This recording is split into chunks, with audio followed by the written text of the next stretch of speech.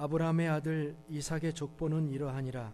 아브라함이 이삭을 낳았고 이삭은 40세에 리브가를 맞이하여 아내를 삼았으니 리브가는 밧단 아람의 아람 족속 중 부두엘의 딸이요 아람 족속 중 라반의 누이였더라. 이삭이 그의 아내가 임신하지 못하므로 그를 위하여 여호와께 간구하며 여호와께서 그의 간구를 들으셨으므로 그의 아내 리브가가 임신하였더니 그 아들들이 그의 태석에서 서로 싸우는지라 그가 이르되 이럴 경우에는 내가 어찌할꼬 하고 가서 여호와께 묻자온대 여호와께서 그에게 이르시되 두 국민이 내 태중에 있구나. 두 민족이 내 복중에서부터 나누이리라. 이 족속이 저 족속보다 강하겠고 큰 자가 어린 자를 섬기리라 하셨더라. 그 해산 기한이 찬즉 태에 쌍둥이가 있었는데 먼저 나온 자는 붉고 전신이 털옷 같아서 이름을 에서라 하였고 후에 나온 아우는 손으로 에서의 발꿈치를 잡았으므로 그 이름을 야곱이라 하였으며 리브가가 그들을 낳을 때에 이삭이 60세였더라. 아멘.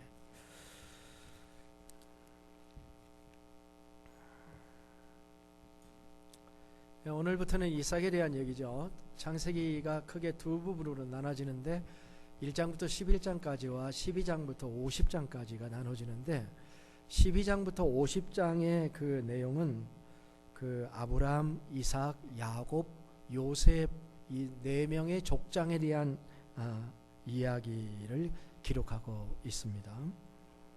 왜 우리가 이 이스라엘의 족장들의 가정 이야기를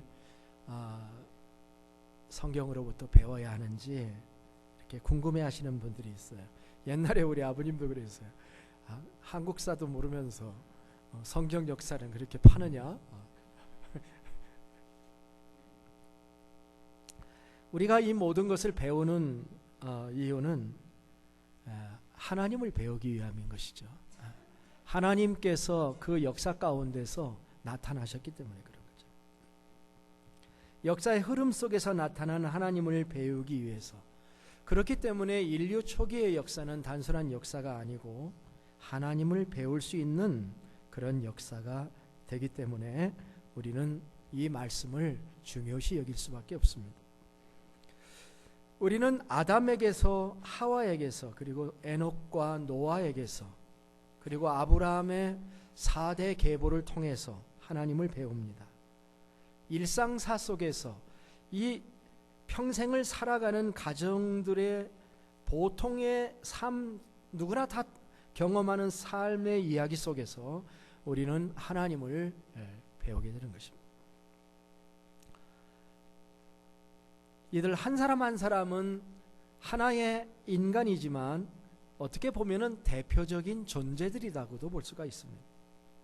우리는 아담과 하와에게서 인간의 반항성, 인간의 본질에 대해서 우리가 배웠으며 또 에녹에게서 인간의 신앙과 미래의 가능성을 우리가 배웠으며 노아에게서 순종과 하나님의 광대하심, 하나님의 위엄이 무엇인지를 배웠으며 우리는 아브라함으로부터 믿음이 무엇인가 하는 것을 배웠습니다.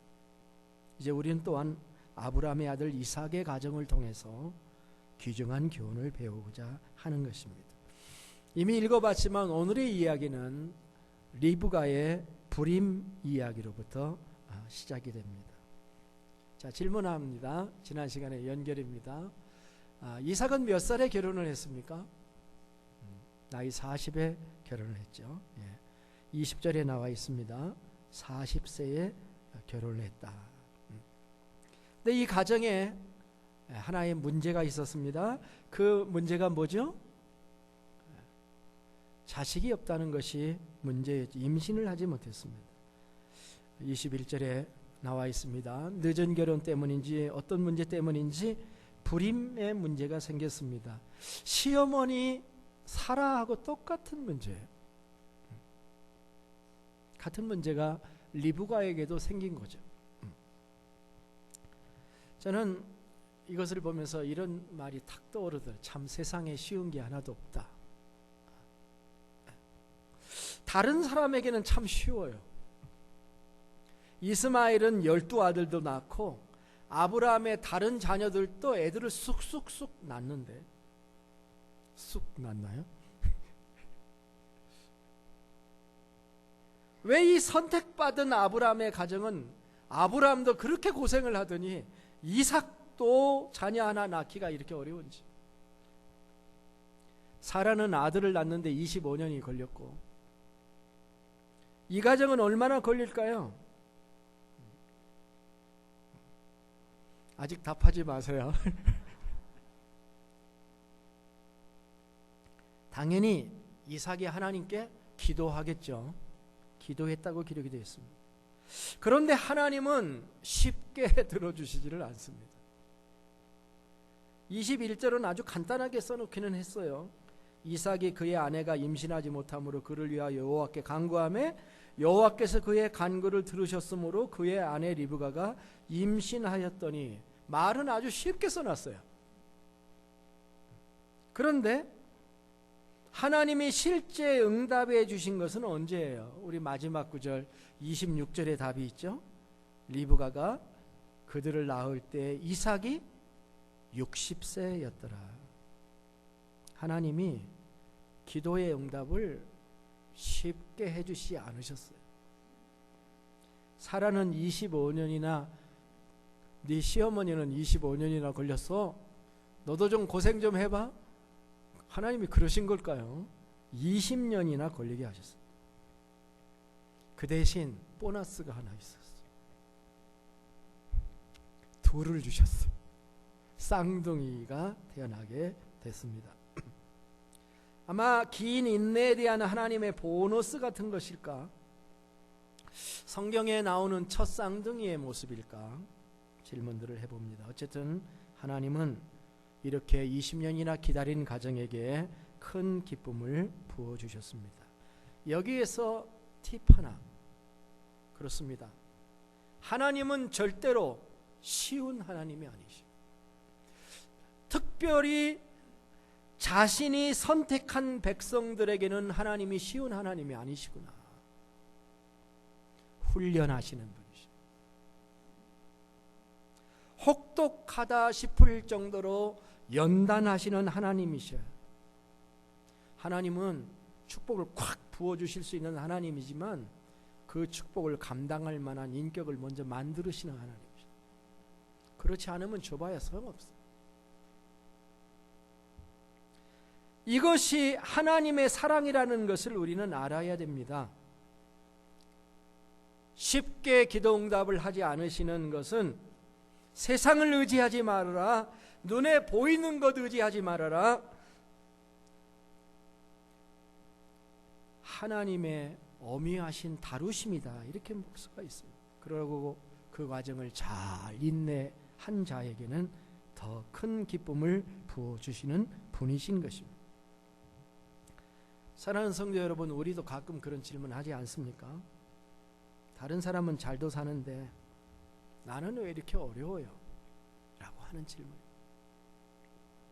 좌절하지 마시고, 낙심하지 마시고, 철저하게 나를 다루셔서 정신 똑바로 차리고 바른 길을 가게 하시려고 하는 그런, 그리고 더 큰 은혜를 주시려고 하는 하나님을 깨닫고 감사하고 찬양과 영광을 하나님께 돌리시기를 주의 이름으로 축복합니다. 히브리서 기자는 이런 글을 남겨놓았습니다. 내 아들아, 여자가 많으니까 딸로 바꿀게요. 내 딸들아, 주의 징계하심을 경히 여기지 말며 그에게 꾸지람을 받을 때에 낙심하지 말라. 주께서 그 사랑하시는 자를 징계하시고 그가 받아들이시는 아들마다 채찍질하심이라 하였으니 너희가 참음은 징계를 받기 위함이라. 하나님이 아들과 같이 너희를 대우하시나니 어찌 아버지가 징계하지 않는 아들이 있으리요. 징계는 다 받는 것이거늘 너희에게 없으면 사생자요 친아들이 아니니라. 또 우리 육신의 아버지가 우리를 징계하여도 공경하였거든 하물며 영의 아버지께 더욱 복종하며 살려 하지 않겠느냐. 그들은 잠시 자기의 뜻대로 우리를 징계하였거니와 오직 하나님은 우리의 유익을 위하여 그의 거룩하심에 참여하게 하시느니라. 무릇 징계가 당시에는 즐거워 보이지 않고 슬퍼 보이나 후에 그로 말미암아 연단 받은 자들은 의와 평강의 열매를 맺느니라. 아멘. 자, 오늘 말씀을 이렇게 준비하다가 참 재미있는 기도 제목이 있다 하는 것을 발견했어요. 뱃속에 두 아이가 막 싸우는 것을 느낀 리브가가 하나님께 나가서 기도를 하는 거야. 여기 성경에는 그가 기도했다고 해서 이 그가 희인지 시인지가 나와 있질 않아 가지고 저도 한참 헤맸어요. 이게 여기서 그가 기도했다고 그랬는데 이 그가 희냐 시이냐, 이런 것들은 한글 성경에 좀 항상 불분명해요. 네, 영어 성경은 아주 쉽게 she 그래 놨어요. 리브가가 기도한 거예요. 기도 중에 참 이런 기도도 있구나. 뭐라고 기도했어요? 하나님, 요놈들이 왜 싸우고 있습니까? 이게 뭔 일입니까? 하고 하나님께 지금 기도한 거잖아요. 그러면서 웃음이 나왔어요. 참 기도라는 게 우리의 일상생활에서 아주 단순하고 작은 것도 하나님께 물을 수 있는 거구나. 그런 생각을 이렇게 들어오는 거 있죠. 여러분의 아들과 딸이 싸우거든. 새벽에 가서 하나님께 물어보세요. 쟤들이 왜 싸우는지요? 자, 질문을 안 했다면 답변도 없었을 거예요. 그런데 이 질문 때문에 답이 나왔는데 이 답이 기가 막힌 답이 나온 거야. 전혀 질문보다 아주 큰 답이 나왔어요. 예, 그렇습니다. 질문이 답변을 만들어내요. 만일 리브가가 그딴 기도를 하지 않았다면 하나님의 대답도 없으셨을 것이고 오늘의 설교도 없었을 거예요. 기도, 적은 일을 붙잡고도 하는 기도. 어쩌면 오늘날 우리 가정의 위기는 돈이 없는 것도 문제가 아니고 건강을 잃은 것도 문제가 아니고 자녀가 없는 것도 문제가 아니라 기도가 없는 것입니다. 기도하는 부부와 자녀가 있는 가정은 아무리 홍수가 나고 태풍이 불어도 흩어지거나 망하지 않는 줄로 믿습니다. 가장 큰 위기의 순간은 기도를 잃어버리고 기도를 포기한 때입니다. 다시 본문으로 돌아가서 이 리브가의 기도에 대한 하나님의 대답은 놀라웠습니다. 23절이에요. 여호와께서 그에게 이르시되 두 국민이 내 태중에 있구나. 두 민족이 내 복중에서부터 나누이리라. 이 족속이 저 족속보다 강하겠고 큰 자가 어떤 어린 자를 섬기리라 하셨더라. 저는 이 말씀을 해석합니다. 첫 번째는 뭐냐면은 나도 그거 어쩔 수 없다. 하나님이 그렇게 말씀하신 것이 아니고 그 싸우는 거 어쩔 수 없다. 걔네들이 국민이다. 두 개의 국민이다. 일본하고 한국 싸우듯이 싸운다. 두 개의 국민이다. 두 번째 말씀은 뭡니까? 그러니까 그냥 참으라는 거죠. 싸워도 네가 좀 참아라. 두 번째는 그 두 족속 중에 두 족속인데 큰 자가 작은 자를 섬기리라. 하나가 큰 자고 하나는 작은 자예요. 아마 먼저 나온 사람이 장자니까 장자를 큰 자라고 한 것이 아닌가 이렇게 생각합니다. 그 다음에 하나님이 뭐라고 말씀하셨냐면 내가 이렇게 정했다. 내가 이렇게 정했다고 말씀하신 거죠. 작은 자가 큰 자를 지배하는 이 구조는 내가 결정한 것이다 라고 말씀을 하신 겁니다. 여기에서 우리는 하나님의 선택에 대한 주제로 넘어가겠습니다. 하나님의 선택. 성경에서 가장 신비하고 오묘한 것 중에 하나가 선택의 교리예요. 복잡해요. 때로는 너무 복잡하게 할 거 없어요. 거기에다 모든 교리를 걸어서 막 논쟁할 필요는 없다고 생각해요. 예수님이 12 제자에게 이렇게 이야기하신 적이 있어요. 너희가 나를 택한 것이 아니요 내가 너희를 택하여 세웠나니 라고 말씀하셨어요. 그렇죠? 누가 택했다고요? 제자가 예수님을 택한 게 아니고 예수님이 선택하셨다. 그런 말씀. 분명히 제자들도 나를 따르라고 했을 때 따르는 결단을 하고 따른 거기 때문에 내가 주님을 선택했다고 말할 수 있는 건데, 주님은 그렇게 말씀하셨어요. 더 크게 보면 너희가 나를 선택한 게 아니다. 내가 너를 선택했다. 내가 너를 지명하여 불렀다. 그런 말씀도 있죠. 아마 베드로는 이 말씀을 마음에 담고 살았던 것 같습니다. 그는 베드로 서신을 읽어보면은 그는 이 서신을 받는 소아시아에 흩어졌던 많은 성도들을 뭐라고 표현을 했냐면은 나그네라고 표현을 하면서 나그네들 같은 너희들을 택하신 하나님에 대해서 얘기를 합니다. 택하셨다. 베드로전서 1장 1절 2절에 그렇게 표현을 했습니다. 2장에서도 그 유명한 말, 너희는 택하신 족속이요 왕같은 제사장이요 거룩한 나라요 그의 소유가 된 백성이다. 여러분은 여러분께 아닙니다. 주님의 것입니다. 나는 내 건 줄 아시죠, 그죠?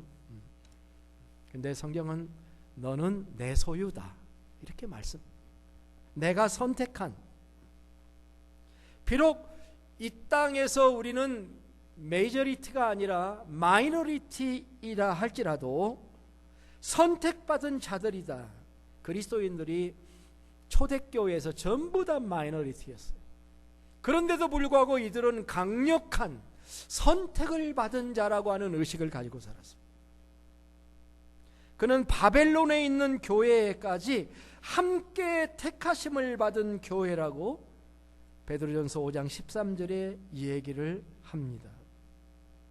그는 그리스도인들이 실족하지 않으려면 내가 누구냐 하는 자기 정체성, 아이덴티티가 필요한데 그 아이덴티티 중에 가장 중요한 것이 내가 주님께 선택된 자이다라고 하는 아이덴티티가 필요하다. 그렇게 얘기를 합니다. 베드로후서 1장 10절에서 그러므로 형제들아 더욱 힘써 너희 부르심과 택하심을 굳게 해라. 너희가 이것을 행한즉 언제든지 실족하지 아니하리라 하는 말씀을 했어요. 내가 하나님의 부르심을 받은 자고 택하심을 받은 자들이라고 하는 이 확신을 우리가 가지면 우리는 절대 실족하지 않는다. 여러분은 하나님이 여러분을 부르셨고 내가 선택받은 자라고 하는 확신이 있습니까? 어떻게 그렇게 선택을 받으셨나요? 물론 하나님의 은혜입니다마는 이 질문은 리브가가 낳은 두 아들 중에 왜 에서가 아닌 야곱이 선택을 받게 되었느냐 하는 질문과 같은 질문입니다. 자, 오늘 24절 26절은 출생할 때의 모습을 우리에게 알려줘요. 그 해안 기한이 차서 찬즉 태에 쌍둥이가 있었는데 먼저 나온 자는 붉고 전신이 털옷 같아서 이름을 에서라 하였고, 나도 좀 털이 있었으면.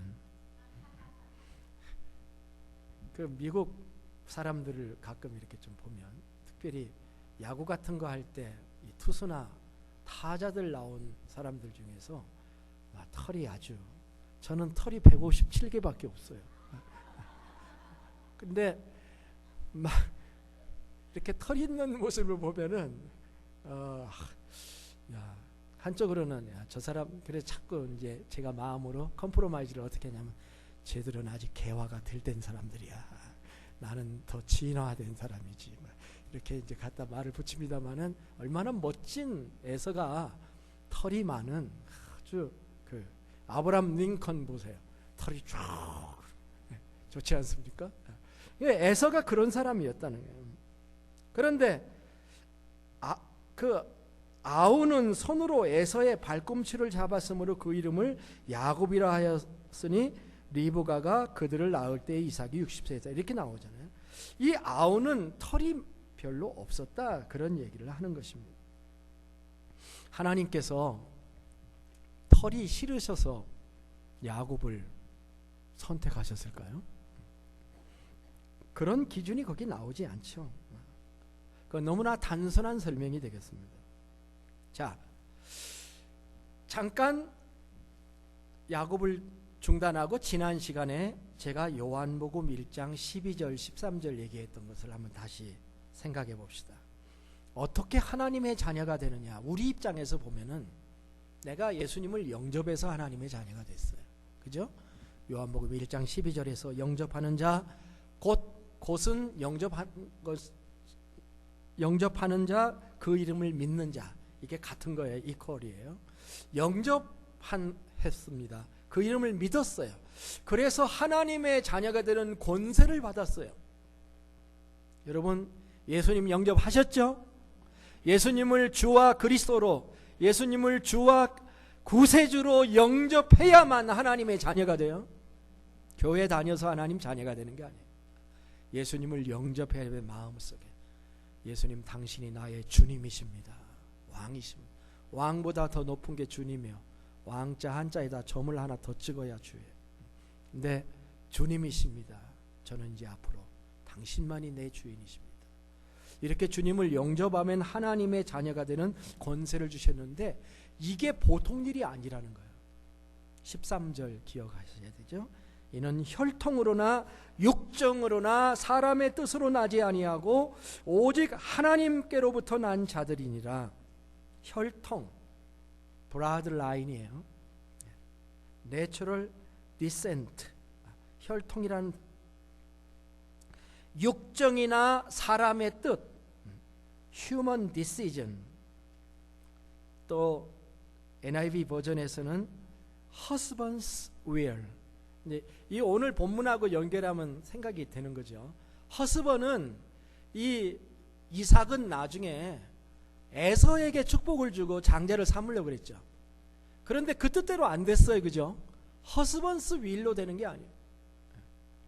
이 말씀을 생각하고 그 말씀이 나왔나 할 정도입니다. 그러니까 적절한 비유가 족장시대 아브라함과 이삭과 야곱으로 이어지는 선택에 대한 말씀이 그 말씀과 너무 잘 어울리는 말씀이구나 하는 것을 깨닫게 됩니다. 그러니까 오늘의 말씀을 요한복음 1장 13절하고 맞춰보면 몇 가지를 빼놓을 수가 있는데, 첫째는 선택받는 게 혈통으로 되는 게 아니다 하는 것을 가르쳐 줍니다. 약속을 가지는 하나님의 자녀는 아브라함의 혈통만 가지고 있으면 되는 게 아니다. 아브라함의 피만 가지고 있으면 약속의 자녀가 되는 게 아니다. 이것은 적자냐 서자냐의 문제도 아닙니다. 이삭과 이스마엘을 얘기할 때는 서자냐 적자냐 문제가 나왔지만 지금 한 세기를 지나서 에서와 야곱의 문제는 둘 다 적자죠. 그죠? 둘 다 적자입니다. 세상 사람들은 서열을 중요시 여기지만 서열을 중요시 여기는 것도 혈통을 중요시 여기는 거죠. 하나님은 그런 거 깨트려 버리십니다. 하나님의 자녀가 되는 것은 혈통의 문제가 아니다. 목사 자녀라고 구원받느냐 천만의 말씀이다. 유대인이라고 구원받느냐 천만의 말씀이다. 같은 적자 두 자녀 속에도 한 사람만 선택을 받는 거다. 이렇게 지금 얘기를, 혈통으로 되는 게 아니다. 두 번째는 선택받는 게 육정이나 사람의 뜻으로 되지 않는다라고 얘기를 했습니다. 아까도 얘기했죠. 아버지는 장남 에서를 선호했고 어머니는 차남인 야곱을 선호했어요. 혈통으로 하면 장남이 유리하죠. 먼저 나왔고 아버지도 사랑을 했으니까. 근데 그 어머니는 또 반대였죠. 그런데 하나님은 처음부터 야곱을 지정해 주지 않으셨습니까? 부모가 서로 다른 자식을 선호하지만 아버지의 뜻이 관철되지 않습니다. 아마도 리브가가 자기 남편에게 그 배 아팠을 때 기도해서 하나님이 응답해 주신 것을 얘기했을까 안 했을까? 여러분 입장에서 보면 얘기를 했을까요? 안 했을까요? 못 참겠지. 못 참겠지 그 얘기를. 근데 했다고 하면은 이삭이 하나님의 뜻을 받아들여야 되는데 안 받아들이잖아. 그거 보면 또 안 한 것 같고 천국 가서 물어볼 수밖에 없어요. 물어볼 수밖에 없는데 어쨌거나 그렇게 됐다라고 하는 것입니다. 사람의 육정이나 사람의 뜻으로 되는 것이 아니로구나. 하나님의 자녀가 되는 것. 아무리 아버지가 원해서 되는 게 아니고 어머니가 원해서 되는 게 아니고 누가 원해서 되는 게 아니다. 셋째, 선택받는 게 행위에 있지 않다. 어떤 사람은 무슨 생각을 하냐면은 하나님은 전지하시는 하나님이니까 에서와 야곱의 생애를 쭉 이렇게 스크린해 보니까 에서는 아니야. 그래서 야곱이 낫다. 그래서 야곱을 선택한 거 아니냐. 이렇게 생각을 하기도 합니다. 물론 전지하신 하나님이니까 앞으로 행할 행동을 보고서 야곱을 선택했는 모양이로구나 이렇게 생각할 수 있겠습니다. 그런데 그것을 반대하는 성경 구절이 있다는 거죠.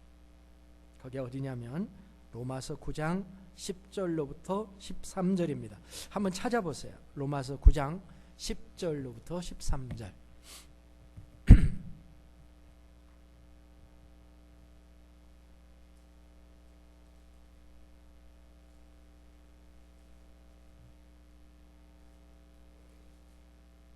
같이 읽습니다. 그뿐 아니라 또한 리브가가 우리 조상 이삭 한 사람으로 말미암아 임신하였는데 그 자식들이 아직 나지도 아니하고 무슨 선이나 악을 행하지도 아니한 때에 택하심을 따라 되는 하나님의 뜻이 행위로 말미암지 않고 오직 부르시는 이로 말미암아 서게 하려 하사 리브가에게 이르시되 큰 자가 어린 자를 섬기리라 하셨나니 기록된 바 내가 야곱은 사랑하고 에서는 미워하였다 하심과 같으니라.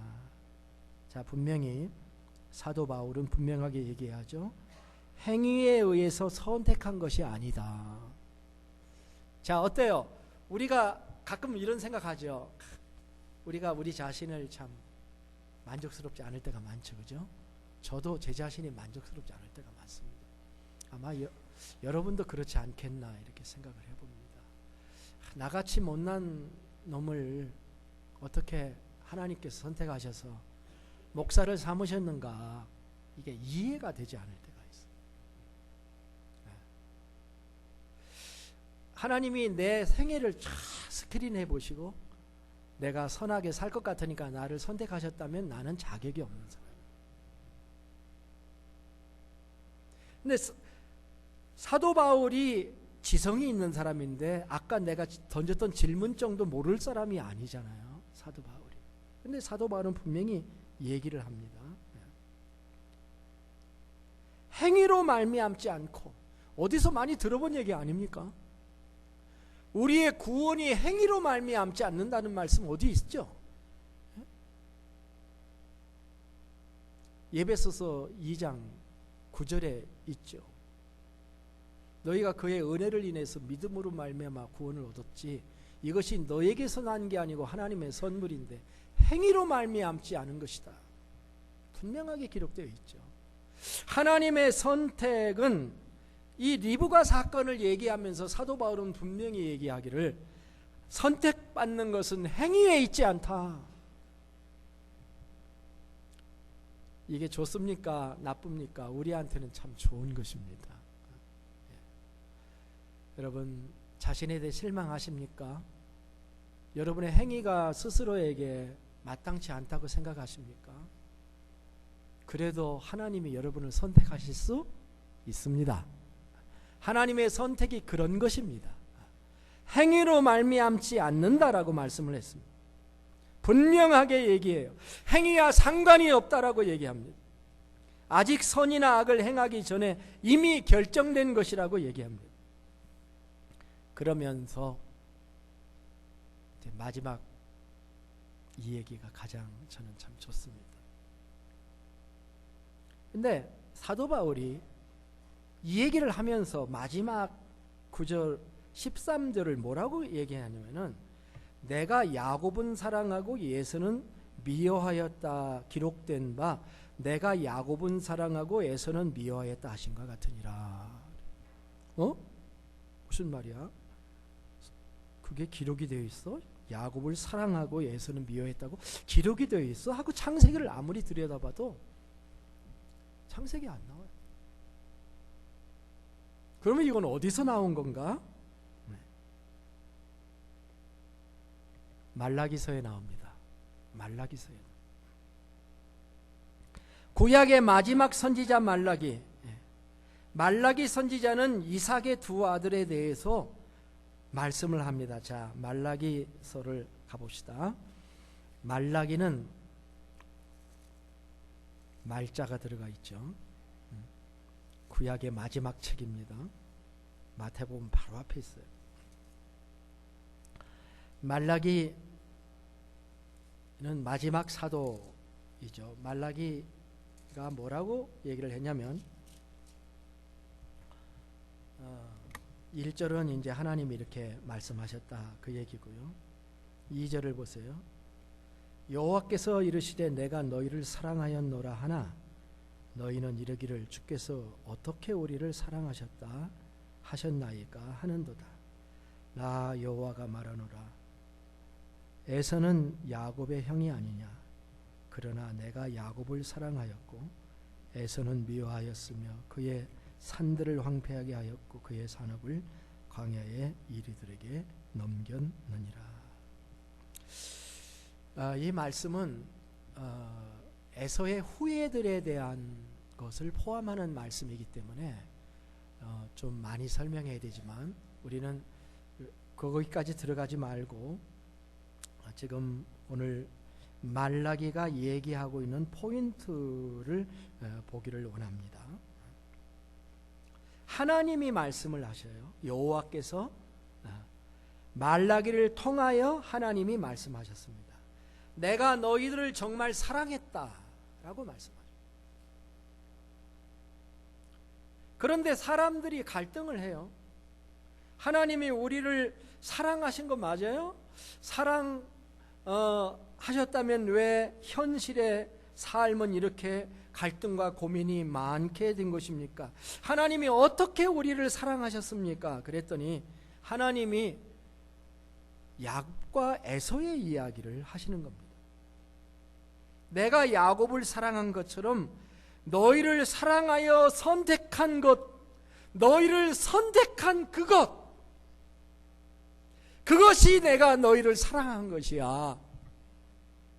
그렇게 지금 말씀하고 있는 거예요. 선택이야말로 진정한 하나님의 사랑하심이다 라고 얘기를 하는 것입니다. 신명기 7장 6절로부터 8절에서 모세는 이런 말씀을 했습니다.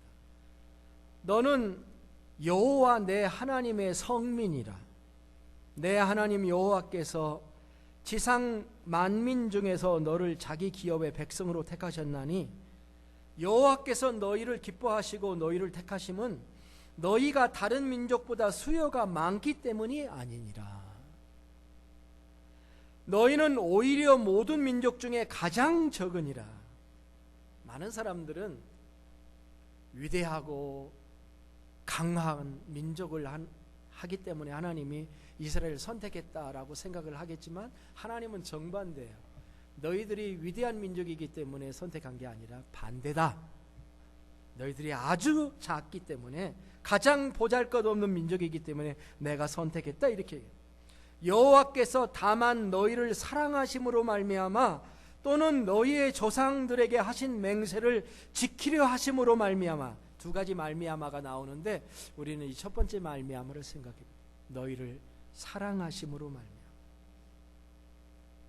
너희를 자기의 권능의 손으로 인도하여 내시되 너희를 그 종되었던 집에서 애굽 왕 바로의 손에서 속량하셨나니라고 말씀하셨습니다. 선택의 교리는 하나님 중심적인 참으로 영광스러운 교리이며 연약한 우리에게는 참된 위로와 소망을 주는 말씀이 아닐 수가 없습니다. 우리가 어찌하여 하나님의 사랑을 받고 선택을 받아 구원 곧 죄사함을 받고 하나님의 자녀가 되었는지 우리는 알지 못합니다. 가장 힘든 질문 하나가, 아내가 당신 왜 나를 사랑해요? 하고 물을 때 참 대답하기 어려워요. 남편도 마찬가지일 거예요. 아내 보고 당신 왜 나를 사랑합니까? 그 왜가 어디 있어요? 그냥 사랑했지. 예? 예?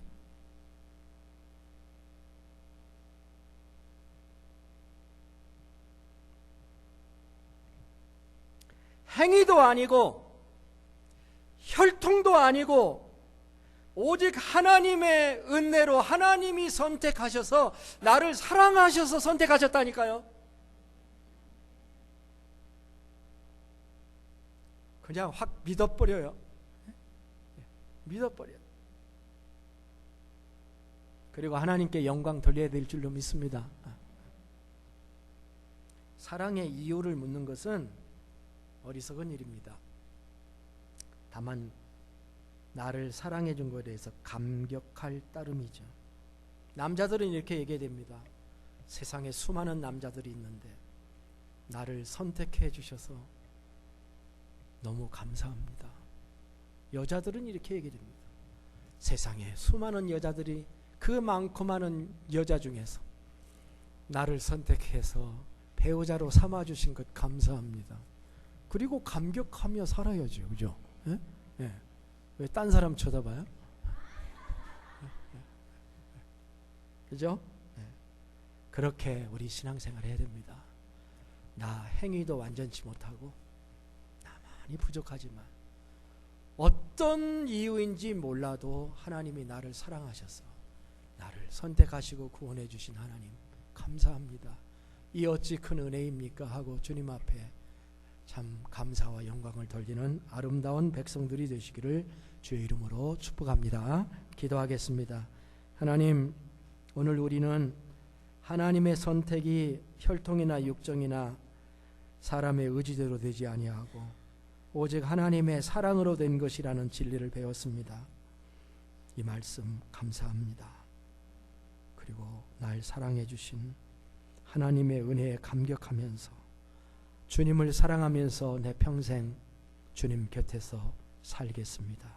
도와 주시옵소서. 존귀하신 예수님의 이름으로 기도드립니다. 아멘. 다 함께 일어나셔서 찬송가 370장 부르시겠습니다.